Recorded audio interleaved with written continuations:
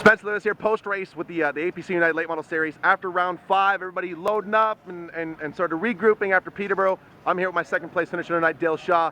Dale, I mean, you're visibly exhausted. You put on a show tonight. What a phenomenal performance for this team.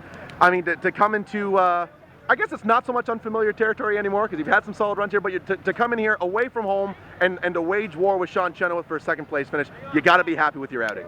Yeah, I think maybe the driver should have been better there at the end, but Sean's car was good. I had nothing for him there at the end. This thing was on rails. The beginning of the race, the first 30, 40, 50 laps, I just kept getting stuck on the outside and riding, and I kept saying to my spotter, you know, we're just going to keep going backwards and our fortunes are going to turn. And there was one restart we got on the bottom. I think I passed like 6 or 7 cars, and I looked up and we're in 5th and keep watching guys wreck. Feel bad for Chris Mitchell tonight. That was horrible. Demolished. I was right behind that wreck too, and I was behind the 86 and the 99s wreck, and I'm just glad we got a race car and come in with a second place finish. I'm tickled pink. It's in one piece, and I mean, not a whole lot of marks to take off of it, so that's a good thing.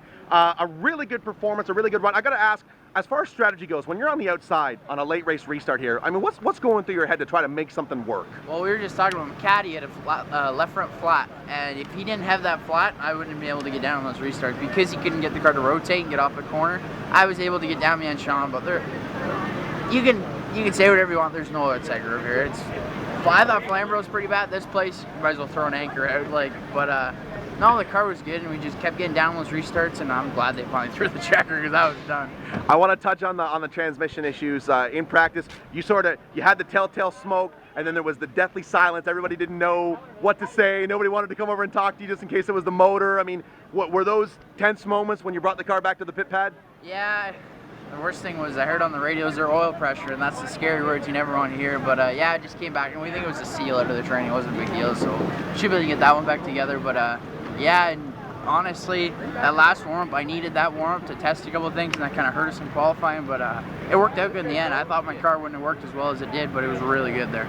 Well, I mean, a lot of people were saying it's impossible to come from somewhat deep in the field here. You kind of debunked that myth tonight. You've been debunking myths all season long now. The car's been really good. We get to go to Sauble now. Give me the scouting report for the Beat the Heat. Yeah, I'm pumped up. Kind of wish they made the race longer, but we were good there last year. I kind of understand a little better what I need after tonight. It'll be fun. I love that place. The one thing with it being 100 laps instead of 150, got to be a little more aggressive earlier, but it's going to be fun. Is it a spot that's particularly taxing on tires and brakes? Is that going to be an equipment preservation race? Yeah, honestly, one thing I've learned with these tires is the hotter it is, the more they fall off. The cooler, it really cooled down tonight, and the tires didn't fall off as much as I thought they would. So that'll be the big thing. Like, the hotter it is, the tougher it'll be on tires and brakes.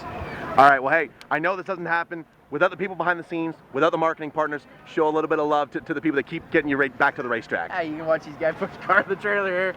Man, they're working hard, we're talking. These guys worked their asses off today. You know, to change that train, it was 40-something degrees with the heat index today. Like, I was tired, and those guys worked 10 times harder than I did today. I gotta thank those guys, all the work they put in this week. Sponsors on the race here, you see them going by. Sam Ester's here tonight, that's pretty cool. Fleet Image, gotta thank APC for putting on this series. Hell of a race, kind of drawn out there at the end, but good racing all through for this racetrack. I've heard a lot of, it was cleaner than people expected it to be. It was a lot cleaner than I expected, that's for sure. The last Flamboroughs race, so that was pretty cool. So tickled pink, and go try and win one with Sauble. We'll see you at the beach in a couple of weeks, my man. 10-4. Second place finish for Dale.